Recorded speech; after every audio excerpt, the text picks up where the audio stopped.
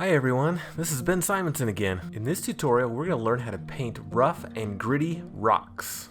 In the world of concept art for games, there are two things you'll design over and over again. The first is destructibles, things like crates and other stuff you destroy all the time, and the other is rocks. So why not make it easy on ourselves? In the next 10 minutes, I'm going to show you the tools, tips, and tricks for concepting rocks that can be used in games and films.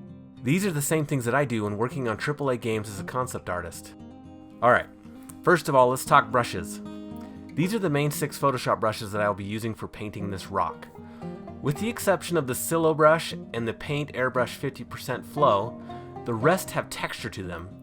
This is crucial to capturing realism when painting. Nature is never perfectly smooth. It has lots of imperfections to it, which is what makes it beautiful, right?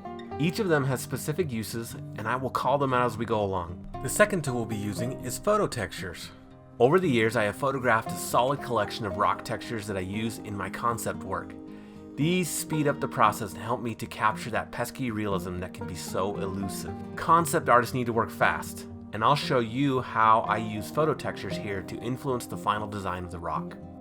If you're interested in getting these tools, including the brushes, the textures, and this video tutorial, I will put a link in the description. Keep in mind, this is just one way to do it. These tools and techniques can be applied to many different problems that you'll need to solve as a concept artist. I start by adding a new layer and filling it with a base color. I then add a layer mask that I will use to define the shape of my rock. The reason I do this is because I want the flexibility to adjust the shape as this concept progresses. I use the lasso tool to get me the base design of the rock, and then I paint inside of the mask, switching between black and white values to refine that shape. Once I find the shape that I like, I grab one of my rough rock textures and overlay it. I use the layer clipping mode to mask it to my base design. The rock texture has too much contrast, so I use levels to flatten out the value so it doesn't overpower the base rock.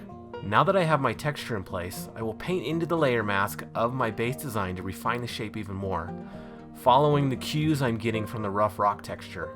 Up until this point, I've been using the Silo brush to get a sharp edge. I use this brush again to start separating out the planes of the rock to give it shadow and form. Because I have done the work to set up my layers in this way, I can quickly paint in other elements between my rough rock texture and the base design, including lighting information, color variation, lichens, and moss. During this part, I'm switching between the various brushes that I called out at the beginning of the tutorial to get different looks.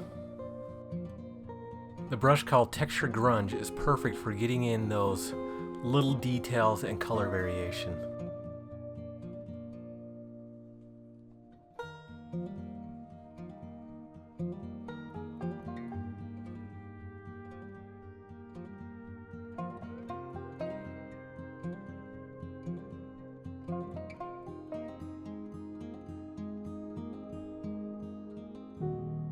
By using a light value set to overlay mode, I can begin to define the planes of the rocks where I want them to be. I'm using the Silo brush here to get that crisp edge.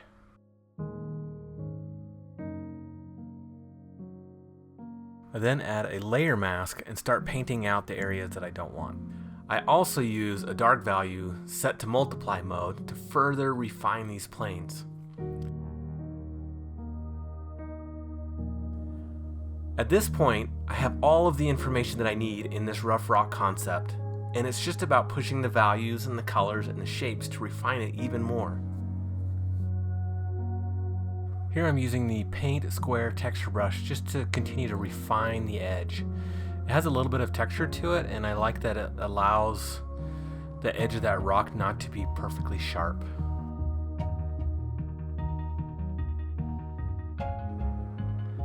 At this point, I'm struggling to find that strong outer silhouette shape without breaking the smaller shapes inside.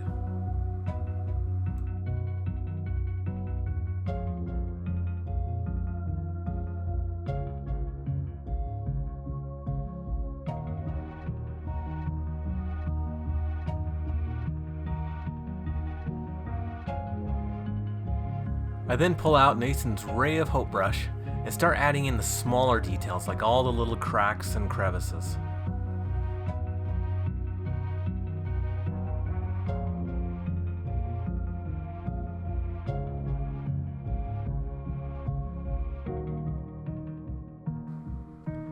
Using the silo brush and the same techniques we've used on the larger rock, I add in smaller rocks at the base to try to ground it.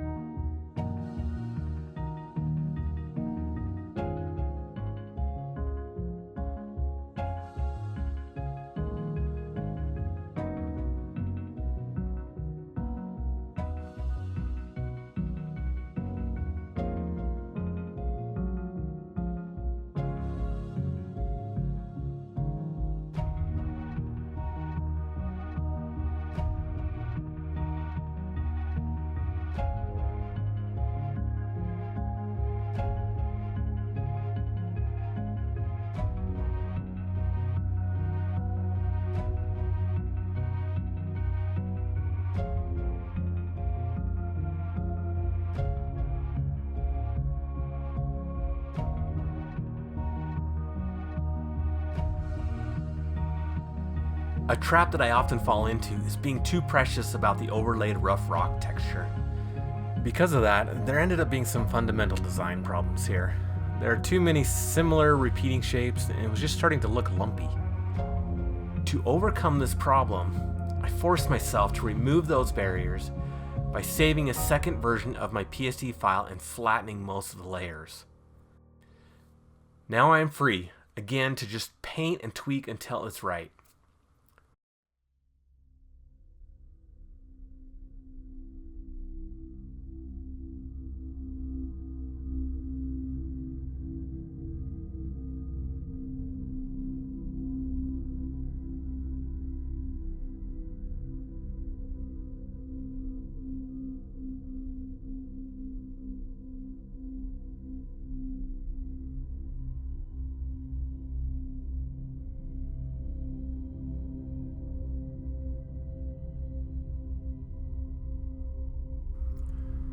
Here I'm adding in some cooler light into the shadows to reveal the texture there and to give this rock a little bit more life.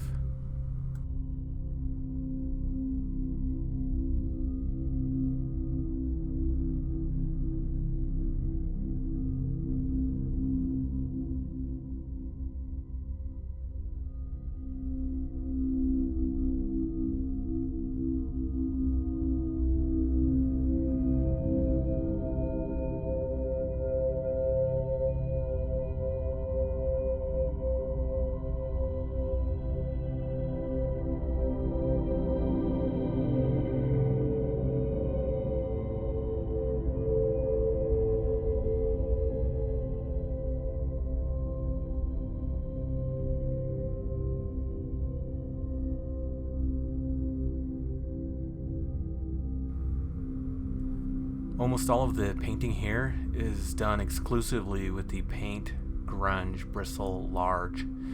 It just has a lot of texture and variety to it, and it just works so well for painting over rocks, especially something like this.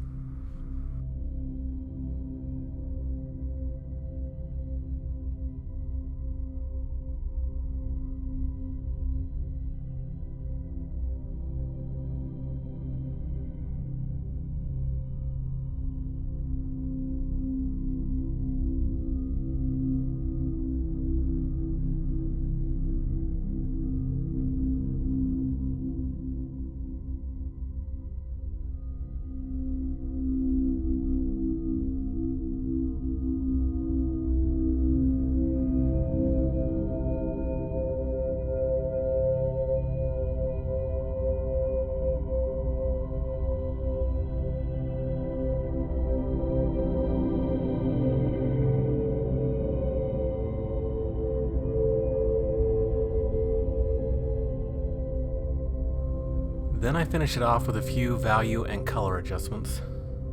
And then this concept is done. In total, this took just an hour and a half to paint. I hope you learned something new. Thanks for watching.